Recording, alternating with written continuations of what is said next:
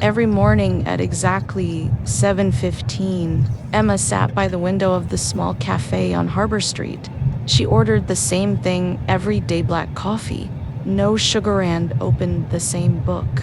Though she rarely turned the pages, across the room, Daniel noticed her long before he ever spoke to her. He noticed the way she stirred her coffee even when it didn't need stirring, the way her eyes lifted every time the bell above the door rang, as if she was waiting for something or someone. He told himself it was nothing, just another stranger in a familiar place. Daniel worked nearby and used the cafe as a quiet stop before the noise of the day. He ordered lattes he didn't really enjoy, just to stay a little longer. Weeks passed like this.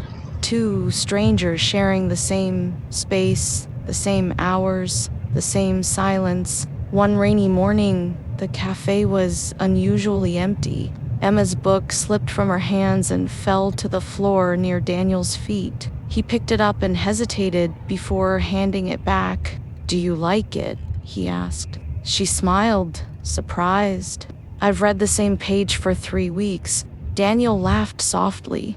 "I thought I was the only one pretending to read here." Something shifted in that moment, small but real. They began talking, first about books, then about work, then about life. Emma told him she had moved to the city after a heartbreak she never fully explained. Daniel shared that he stayed in the city because he was afraid of starting over, somewhere new. They didn't rush anything. They let conversations end naturally.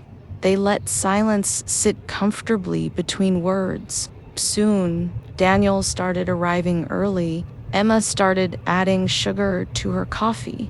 One morning, Emma didn't come. Daniel told himself it meant nothing, but the empty chair felt louder than the cafe ever had. The next day, still nothing. By the third day, he realized how deeply routine had become attachment.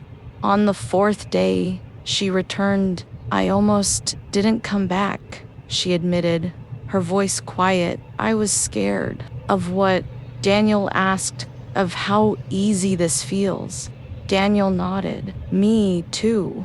That evening, they walked together instead of separating at the door. The city lights reflected in puddles, and their steps matched without effort. Weeks turned into months. Love didn't arrive loudly, it arrived gently. In shared umbrellas, in saved seats, in messages sent just to say, "I'm thinking of you." One cold morning, Emma sat by the window alone, stirring her coffee. The bell rang. Daniel stood there, smiling, holding 2 cups. "This time," he said, "I didn't want to risk the coffee cooling before I told you." She looked up at him, heart full, and smiled. Some love stories begin with fire. The best ones begin with warmth and stay.